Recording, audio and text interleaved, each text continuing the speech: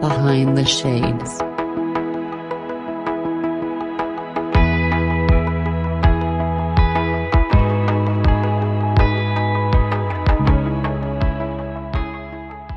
My name is Tonia Winchester, officially Dr. Tonia Winchester. I'm a naturopathic doctor, been in practice for about 17 years now. And in addition, the last couple of years, I've been really focusing on some new work, mind, body, healing coaching.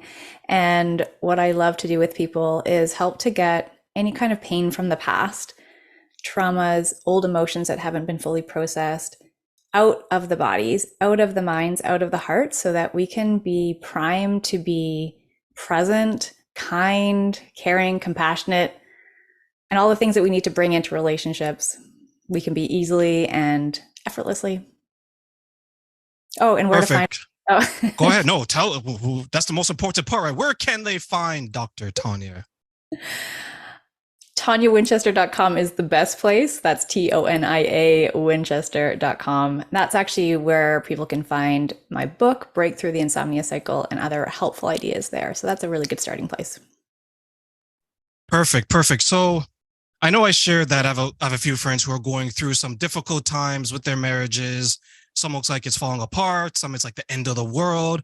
Some are trying to hold on to hot girl summer. They're just trying to figure it all out, right? So take us from the very beginning. What are some of the ways that you're helping people mend their relationships and to understand maybe what has gone wrong and what can go right in the future? Yeah.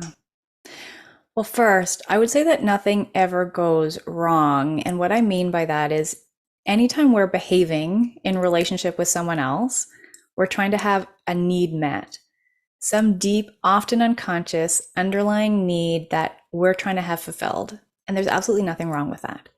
However, sometimes the way that we do that, because it's so automated, so unconscious, we're not aware of how we're behaving, what our triggers are, what causes us to react, what causes us to be hurt, what causes us to be resentful.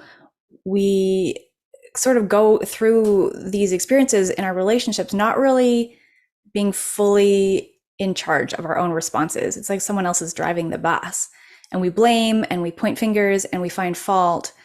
And really, at the root of it, we're just all trying to be loved. And maybe that's hard to get that love from that person or feel like they are loving you in the way that you want to be loved because of things that happened often when you were so young that you weren't able to kind of process them. So there's these old wounds that haven't healed, and that changes how our unconscious mind experiences and reacts to the world. That's where I love helping people, is being able to change those old stories of pain from the past so that they can actually be, I mentioned these words just a few minutes ago, but calm and kind, and really choose responses and really be loving with people versus just sort of reactive. It's a whole different way of experiencing your relationships. What about for the person that they've had bad experience after bad experience and they're trying to understand, is it them Mm. or is it me? And I'll give you an example. In my 20s, I couldn't date successfully and healthy to save my life. And I always thought that it was everyone else. It was the world against terrain, right? Which a lot of people have experienced. But I did something that I don't think enough people do is I looked inside Yeah. and I said, am I ready to date with success? Am I ready to date with good intentions? And I realized that I wasn't at that point in time for whatever my reasons, right? And then I had to figure it out. What type of woman do I want? Am I Mm-hmm. the type of man that they would want? And what are their expectations? And I look at some of my friends who are struggling with the dating, Yeah. and sometimes they're saying that, you know what, it's Tanya's fault. Mm-hmm. She's this, she's this, she's this. Absolutely. It's not my fault. And they bring that, what I would call luggage Yeah, of the past, the sins of the father, the sins of the mother, right? When you definitely. mention the childhood, and they Yeah. bring it to other relationships. When you're hearing some of these stories that they go through, how do you start that conversation by saying, have you thought of this? Yeah.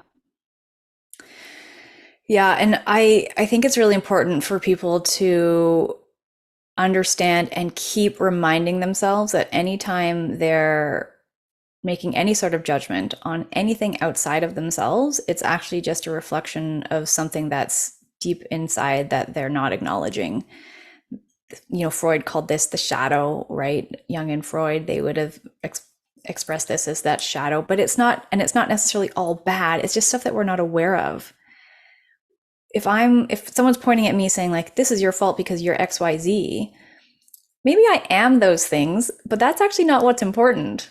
What's important is how the person is responding to however I am behaving. Again, my behaviors are just trying to meet and fulfill some sort of need. So maybe I'll share an example if this is okay with my own marriage. This is a really interesting story. I'm very extroverted and I love people, and I get a lot of value from outside feedback. And my husband, on the flip, super introverted, totally internally referenced. He doesn't give a darn hoot about what is going on around him or what people think about him. It's actually quite admirable as a recovering people pleaser. But and here's the difference to this point of just sort of the idea that we're interpreting how other people are behaving and making it mean something about ourselves. So I was getting a photo shoot for some new photos for my website, and I had a lot of outfits that I wanted to bring to this photo shoot because I wanted to have different looks, right? And I had four bags of stuff packed by the back door, ready to go. And he comes out of his shop and he just goes, "Wow, that's a lot of bags." And I kind of started to do a social experiment in that moment. I was like, "Yep."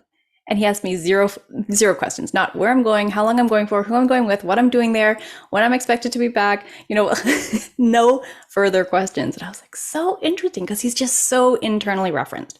Now, some people would interpret this as being really hurtful, really personal. He doesn't love me. He doesn't care about me. He doesn't this, he doesn't XYZ. I just know that this is how he operates in the world. So I go have the photo shoot. I'm actually out for the night. I come home, he's already in bed. Over breakfast the next morning, he goes, "So how was all of that?" He has no idea what he's asking about, right? He's like, "So how was all of that?" And I just, again, social experiment. I was like, good, no further questions. And so this was a really interesting moment, because had I not gone through the healing that I've gone through, I would have probably in that moment been so mad, so hurt, so disappointed. And yet I was like, this is so cute. Like, this is exactly who this person is. He doesn't need to ask me those types of questions for me to know that he loves me.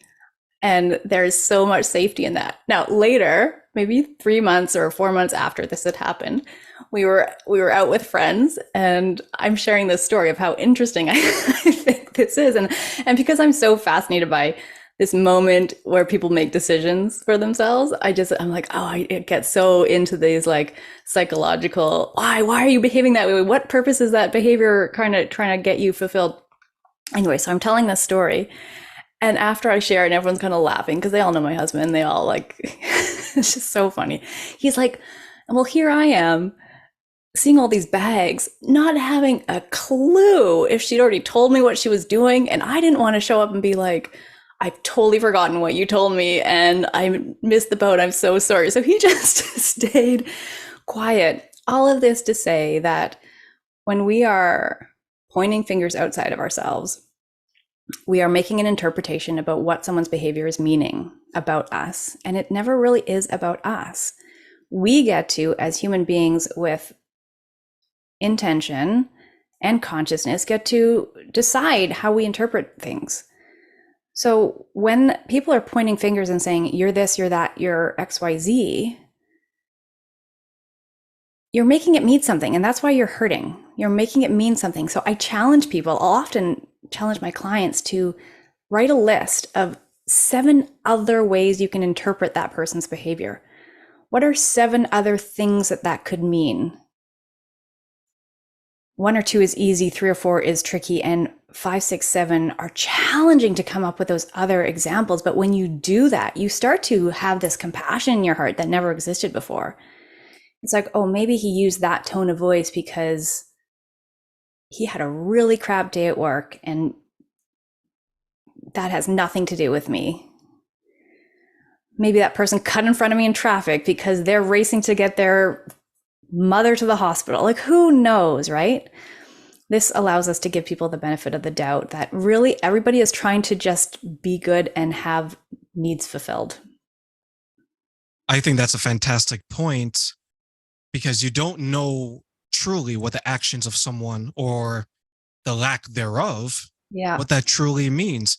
I know, and there's some people that I've dated, if they were to see me with my bags packed, they'd be like, who you're going with, where you're going, when are you going to Yeah. be home, you're Sure. leaving me, you're cheating, right? Yeah. They would have created multiple realities Totally.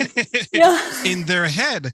And sometimes like the worst one is a person who creates it and says nothing. Yeah. They just sit and they're like, okay, when she comes home, it's on. Right. Right. They're in the They've chair been that's pointed stewing. to the door, right? And it's brewing inside them. And I wish if there was a way that we can just understand and give each other, as you mentioned, the benefit of the doubt, because this is someone that, and I'll take it away from you now and I'll make it more general. This is someone that you're intimate with on a number of levels, right? It can be mentally, it could be emotionally, it could even be physically. This is someone you spend a lot of time with. This is someone you trust your mind with, your emotions, as well as your body. Yeah. So I think the intention should be good. And I think the benefit, as you mentioned, give them the benefit of the doubt until you have reasons to do so. Is that something in your experience that is difficult for people to do in relationships? Yes, 100% it is. And that comes back to that unconscious programming of what is automatically driving our bus inside of our brains and minds. Since we're just running programs. And so it's really hard to interrupt those programs and stop and try to respond differently. And until we do change work, I mean, there's so many ways to climb a mountain and do that change work. But the result when you do that type of neurological, psychological reprogramming is you get this pause moment where previously you would have reacted in a certain way, but now you get to take a breath and decide with intention what is the most productive, helpful, caring, kind response in this moment. That is really transformational when people are able to do that. And it's just as simple, like it's a microsecond. It doesn't need to be minutes, hours, days of time, just a pause that is like, oh, actually, this is the best way here. Not that there's ever necessarily a best way, but the most productive, helpful, caring, like I said. What are some of the commonalities that prevent us from reaching that point, in your opinion? Yeah, trauma, for sure. Especially stuff that happened when we were young. And it doesn't need to be big T trauma, you know, it can be just the conditioning of how we were raised. And it can be something as simple as a child wanting to be held and being left in a crib. Like those small things add up inside our neurology and make us believe certain things about ourselves. Again, we're making interpretations at this point in our life, though, when we're so young, we don't have the brain development to say like, oh, you know what? It's okay. My mom still loves me, even though she couldn't hold me in that exact moment. But we make it mean things about ourselves. I'm not lovable. I'm not valuable. I'm not worthy. And then those beliefs become so pervasive inside our unconscious mind that they drive all of our behavior automatically. So it's really hard to recognize it when we're stuck in those patterns because they are that. They're just automations.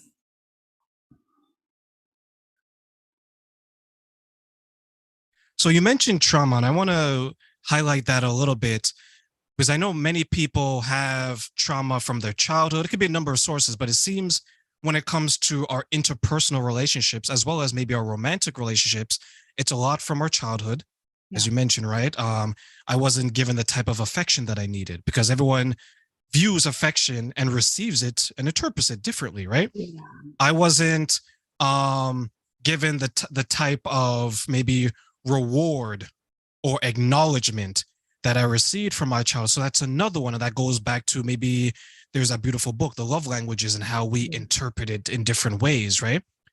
So if I was dealing with a trauma that I was able to self-identify that is preventing me from having a successful and healthy relationships, what are some of the steps that I can take to better improve that?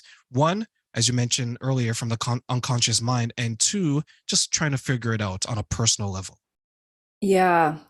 So some of the times we definitely can do this type of work on our own. Sometimes it's really important that we call upon an expert to help guide us through these things because they can be a really triggering and hard experience. One of the things that's important when I'm working with clients is that when we're clearing traumas in the way that we do, it's in an experience that we call dissociated. So we're not right back in the event as if we're looking through our own eyes and it's happening. We're in a different position, more as a witness, more of an observer. And from there, we can actually take the emotion out of it. So that's something that is helpful. Sometimes people can do that kind of thing on their own. Like I say, sometimes you need an expert. But I think the real theme here that seems to be coming out today is like, if you reflect back on those events, whether it was a big T trauma or just, again, these sort of small, subtle things throughout our day-to-day lives, ask yourself what you made that mean. And importantly, what you made that mean about yourself. Because likely there's some sort of interpretation that's happened that just isn't true.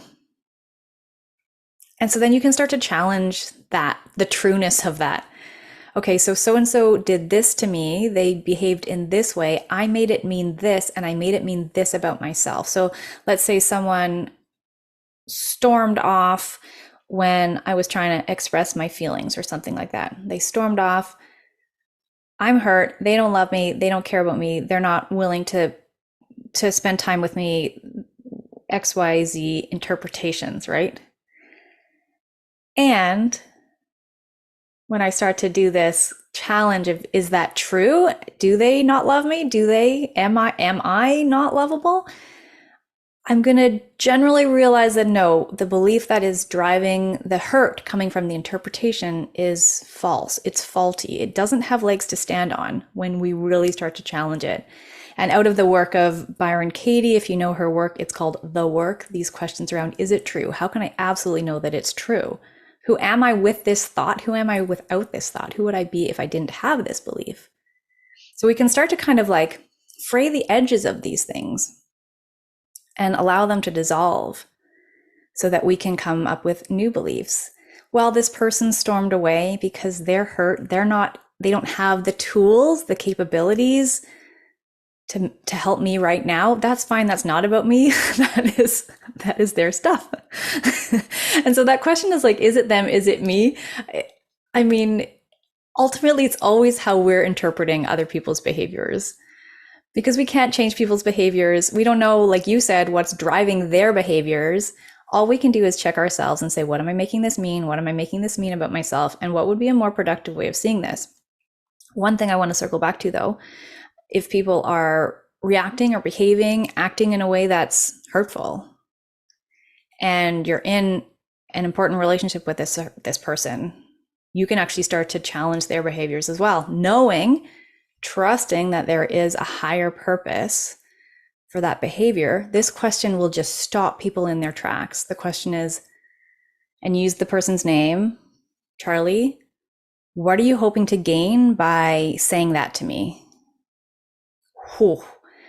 That just paralyzes people because it's a pattern interrupt, right? They're used to getting the reaction back. They're used to having this inflammatory thing and then getting that back and then just having that stress. And sometimes this is crazy because of how people's childhood homes were. People are most comfortable in that stressful, heated experience with other people. That's where they're actually most at home, even though it's totally painful.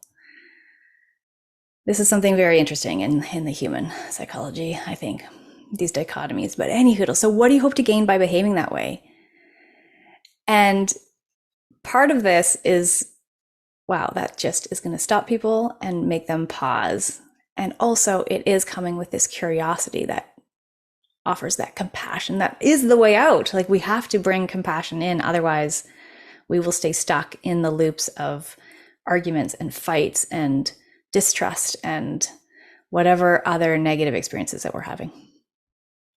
It seems like it's a way to pause an interaction that could be somewhat negative, right? Like, you have someone that is saying something that is hurtful, let's use weight, for example. And the person says, Terrain, since I married you, you've gained weight, you're a fat slob now. And I turn around and I say, okay, Jenny, just so I know, what are you trying to achieve by calling me these things? Yes.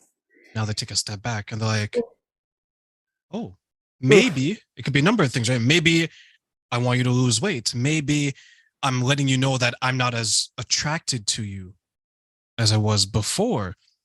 But as you mentioned, it doubles back to maybe their childhood where that's how they were taught to encourage people to change, Yes. right? Where it's a negative reinforcement versus a positive one, where you say, hey, Terrain, I noticed you've gained some weight. Yeah. Do you Are want to you come with me to the gym? okay? Or are you okay? Right? Yeah. Yeah. So Yeah. explain how would we positively reinforce that type of behavior to, one, let the person know what we're thinking, but hey, let's go. Are you okay? Right? Yeah. Yeah, exactly. And that's, if someone's gaining weight, that's a cue to me as a practitioner that something's off in their life. Maybe they're choosing to eat foods that aren't good for them. Maybe they're choosing to be less active than would be good for them. Maybe they're choosing to drink more, smoke more weed, whatever it is. Something's leading to, maybe there's a hormone problem, maybe there's a thyroid issue, like there's something going on. And then, okay, I need to go deeper than that. Okay, why are they eating more Doritos these days? What is it that's driving that behavior? What is that behavior trying to fulfill as a need? And so I can keep asking the question, why? And I'm going to get to a root cause. And that root cause might be, boredom, hurt, anxiety. Like there's so many things that are going to be. So when I'm from a vanity perspective, like I want my boo to like look good, I want us to like turn heads when we walk down the street. And then if there's something changing in his physiology, like, are you okay? Like what's creating this need for this change? It's a totally different energy. Like, How powerful is that question? Why? yeah, I have a love-hate relationship with the question why, to be honest. Why, when we ask why,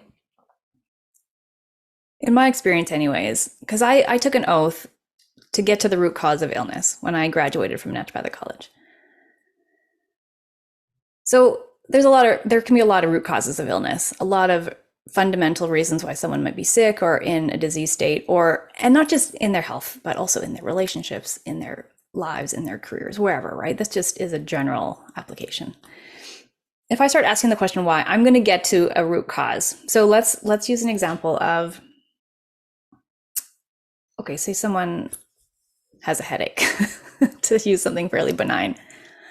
Why does this person have a headache? Okay, maybe they're dehydrated. That could be one reason. Well, why are they dehydrated? Well, they're not drinking enough water. Well, why are they not drinking enough water? Again, I've heard a lot of reasons for this over the years. They have a busy job, they don't have time, they don't think about it, they don't like water, whatever the reason is. Let's take the busy job example. Or alternatively, they don't have access to a washroom if they're like on the road or something and they're anyways. So they don't want to drink a lot of water because then blah, blah, blah. Okay, so let's take that example. So they're too busy in the day to drink water. Why is it so important? Yeah, let's have a little sip. Cheers. Yeah. Mm-hmm. So why is it so important that you spend 8, 10, 12 hours a day working your tail off and not hydrating yourself? Like, why? Okay, and so now we're getting really deep, right? Well, I need to be successful. I need to achieve. I need to do this, this, and this because that's how I got love. Why? Because when I was a kid, I learned that I had to do things to be worthy of love.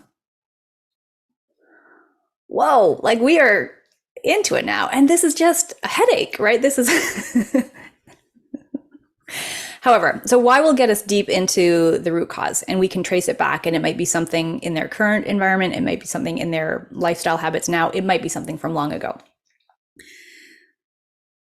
I used to always ask the question, why? Why is this happening to me? Why is this person treating me like this? Why is my life going this way?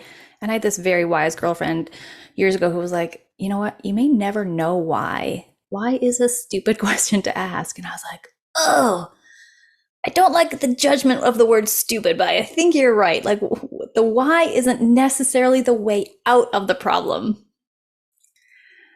The way out of the problem is this, and it's very similar to that. What do you hope to gain from this? It's for what purpose?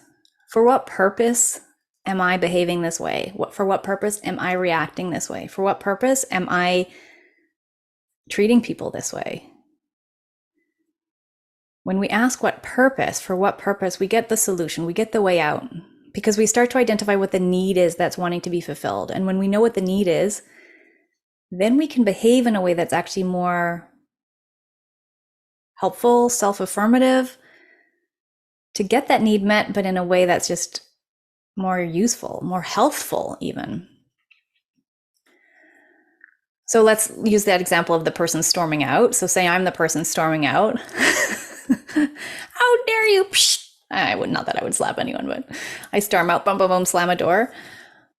Tonia, wow, that was a reaction that you're not super proud of. For what purpose? For what purpose did you behave that way?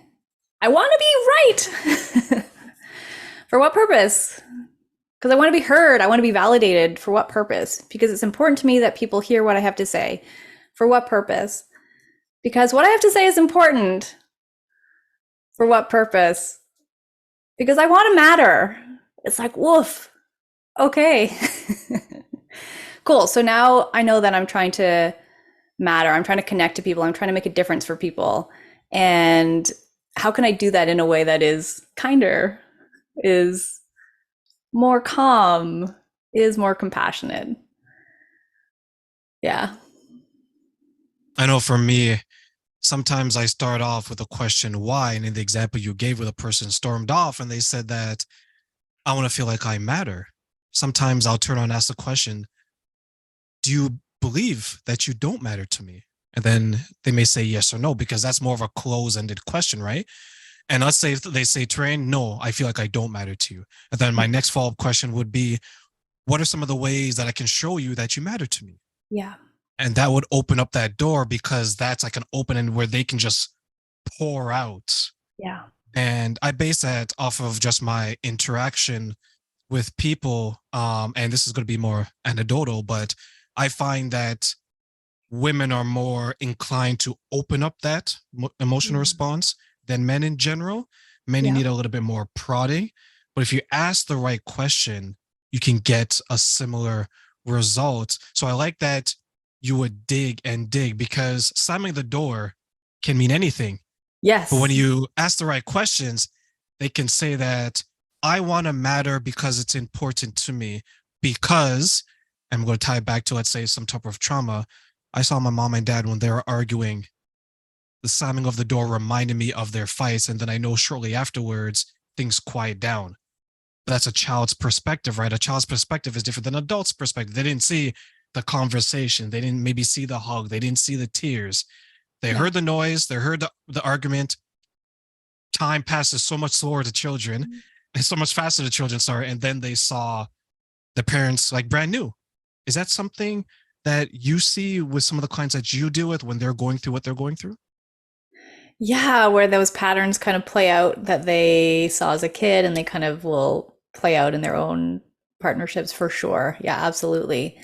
And I think I want to circle back to something that you said about, how can I show you that I love you, as a question? Because what you're doing there is giving the person that you're relating with the opportunity to share what their love language is, how they want to receive love. And that's a really beautiful thing to know about the people that you're intimate with, both how you like to give it and how you like to receive it. That is something that's missed because we have our childhood programming. And so, to your question, we have a belief about how we think things are supposed to go based on what we saw when we were young or what we didn't see when we were young. And we can come back and self-reflect, well, how is it that I want to be loved? It doesn't matter what happened before, what I witnessed before, what I didn't witness before. How is it that I like to receive love? And how is it that I like to give love? And you get to write your own story. You can scratch, red pen out all of the old stories from what you saw and heard when you were young, and provide opportunity for yourself to just create your own version of this. I had a difficult time understanding that not everyone enjoys receiving gifts. Yeah. And it was a struggle because one, I grew up poor. So by the time I was able to even afford some of these things, I want to just give and give and give, right? But if it came from a good place, I used to go on vacation. I would buy certain things that, okay, this reminds me of Tanya. This reminds me of Jane. This reminds me. And then I would give it. And then some people were enthusiastic and some people were like, okay, thank you. They're more like low key. And I struggled with that because as a child, that's what my language was, because I grew up not having a lot of things. As I got older and I became a little bit successful, I guess, it changed. Now it's words of acknowledgement. I want to say that, Train, you know what? You make me happy. Train, you make me feel good. And I wonder if, and I'll get your take on this, can it change over time or evolve to how we want to be loved? Is that a possibility? Sure. Yeah, absolutely. Absolutely. Yeah, there's no rules about that. Yeah, absolutely. And going back to that one specific body of work, the love languages, there's touch, time, quality time, gifts, words of affirmation, and acts of service. And there might be one that there's a quiz that you can do online. I'm sure there's a website. Yeah. But it's a two-way street. So there's how you like to receive your primary love language, and then how you like to give. Like, my main love language is touch, and that's a hard one for a lot of people. Like, if it was up to me, all the people that I care about would just be like in one big pile on the couch, just like, and that just would be the best for me. But of course, that's not everybody's cup of tea. And I also like to receive, personally, words of affirmation. My husband likes to give time or give service. Like, he makes cool things and gifts that but this is important to explore. And of course, it can change over time. You might, going back to sort of my hypothesis that there's always sort of an underlying need. I'm just thinking this right now, so this is a little bit of a verbal processing. But if there's, say, a need for gifts, like their love language they like to receive is gifts, maybe that in itself isn't about the gifts, it's about something else. Maybe the deeper meaning is, well, I just want to be thought of in that really kind, sensitive way that you're talking about. Like, oh, I saw this when I was on vacation, it made me think of you. Like, I want to be thought about in that way. And the clearest way that I can imagine that happening is people giving me the most perfect gift. But there's probably other ways, but they're in their mind, they've just interpreted that to be the best way. So it's, the 5 love languages, it's a model. It's going to apply to certain situations. It might not apply to every situation, and it's malleable. Yeah. I wonder how many people will take the time to even discover the love language of others, because it doesn't seem like, if I look back on my dating history, it doesn't seem like it's a question that is asked. It's more, Really. right? Like, I think we're more intuitive than we give ourselves credit for. I think we can pick up and be observant. Even though these days it seems like everyone has an issue with everything when it comes to dating, right? Your gift is not enough, your whatever the case is. I just think that if we can have that conversation, and it goes back to your point, right, where if there's a need. Yeah. Because for you to get into a relationship, there's a reason why you're getting into it. Are you getting into just pass time? Yeah. Okay. Just tell the person that, right? Are you getting into a relationship just because you want something that's casual? And I do that in quotations because that seems to be like my generation. Like, is it just a sexual thing? Right. You need to let the person know that, right? Or are you dating with intention with, okay, I want to get married and I want to have kids. I want to have the white picket fence, dog named Sparky, and the work and work and work. Whatever it is. Yeah. The 1.5 children, right? I don't know how you can have half a child, but hey, it's possible. Right? So if that's the goal, then you'd have to ask yourself, how does Terrain want to be loved? How does Tonia want to be loved? How does this person? How does that person? Because you can love someone very well, and you can love someone very poorly. And I wonder how many people get frustrated that they're showing you love in a way that they believe that you want it, but they're not getting Mhm. the results. So it just grows and grows. And they're like, you know what, Tanya, I've had enough. I'm trying to show you love, but it doesn't seem to be working. And instead of trying to understand how you want to be loved, they just say, okay, I want a divorce, and they move on. Do you think that happens? That 100% happens. And I think that's changing though. I do think that's changing though, as people are starting to become more conscious of questions like, how can I support you right now? What do you need from me right now? Do you want me to just witness what you're saying to me, or do you want feedback? Like, it's okay to be unsure about how to treat people. It's okay to ask them to tell you how they want you to support them. That is, I think, becoming more and more common in the circles that I run in, anyways. People are more receptive to that type of, instead of just making an assumption and then being disappointed when that assumption didn't hit the mark, let's actually just have a conversation about how we want to have conversations. Or let's have a conversation about how we want to interact. Like, those are okay things to do. And it's absolutely okay to come, humbly and say, you know what? I'm really aware that the way I have been behaving hasn't really been getting the response from you that I've been expecting or even necessarily wanting. And I really want you to feel good, be happy. I want you to feel connected. What do I need to do differently to allow that to happen for you? And I mean, ultimately, it's going to be their own interpretation and decision, anyways, but giving them a platform, giving yourself a platform to say, like, hey, I don't have this perfected yet. Like, I'm a work in progress and we are a work in progress. Like, these things are okay to say out loud. We don't have to be afraid or ashamed of not knowing right off the top, or even 20 years in, what someone needs or wants, because those things change Is, over time. you're right. Is that the elephant in the room though? Not having that conversation? Yeah. Yeah. Yeah, I think so much of what happens in relationships when they don't work, when they fall apart, is because there's unmet expectations.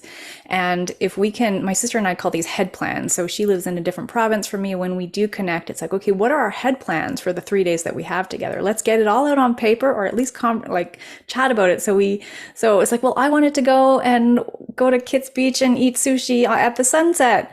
Well, I wanted to go and play crib in the cafe. Like, we need to just communicate what it is that we expect and desire, so then we can accommodate and we can make that work, right? And the same thing in relationships. You kind of just mentioned this, like, what is your intention going into the relationship? Those conversations early on are so crucial, because then you're not spending energy, wasting each other's time, even like thinking something else is happening or thinking you're going in a different direction, right? Very early on in my relationship with my husband, I didn't ever really anticipate want to get married. I'm going to say that word. I didn't want to get married. That wasn't part of my life plan. And then I fell in love with him. And about 5-6 months in, I was like, just to let you know, I've never wanted to be married. And now that I'm in love with you, I do want to be married to you. So if that's cool with you, let's keep going. There's no rush on this.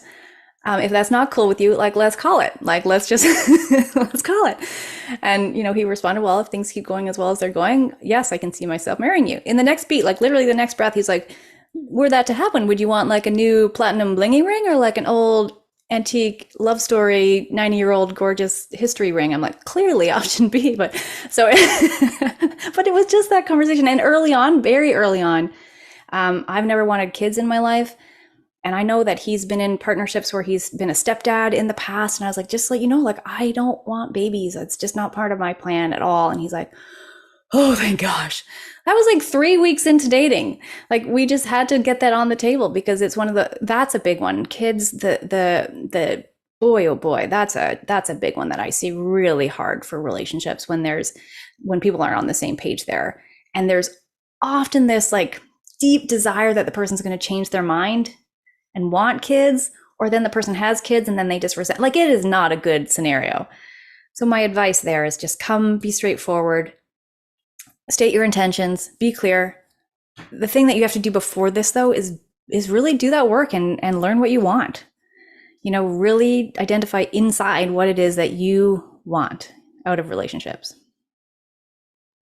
I had a situation where I was dating someone, and this is something that I always highlight in the beginning. As you mentioned, I tell them that I don't want to be married and I don't want to have children. And there's some times where they're okay with it in the beginning, and then sometimes they'll try to like wait me out. I'm like, there's no waiting me out. Yeah. Well, that's it. Yeah, it's just like, well, he'll no, I'm not coming over it. So so what I had to do, unfortunately, fortunately, I would say, is I had to change my dating approach, meaning that I'm 34, so I couldn't really date women who are around my age because they're looking, if they want children, they want to have it around that time, because then after 35, it's a little bit more difficult, so on and so forth, right? So I decided I'm going to go older, not like 90s, right? But 40 plus, because they probably been there, done that, right? They probably been there, done that. And then one thing I want to share with some people is that it's okay to change your approach that way, because the last thing that I wanted to do was to put anyone in a difficult situation, think that they waited for me to maybe meet an expectation that I said from the beginning that I cannot meet. As we close, Tonia, what's some advice that you'd want to give people who are having a difficult time getting across that this is not what they want, but the other person is saying that it's okay, but they know deep down they're trying to wait them out for it? Yeah. Yeah. I mean, you got to trust your gut there. If you're setting a boundary and you have that sense that that boundary isn't being respected, you have to make a decision for yourself and call it. That's might sound a bit harsh, but a boundary, if you have clear boundaries, I have a lovely friend who's a counselor, and she says, a boundary isn't a wall. A boundary is an invitation. It's a meeting place. This is as far as I'm willing to go. Will you meet me here?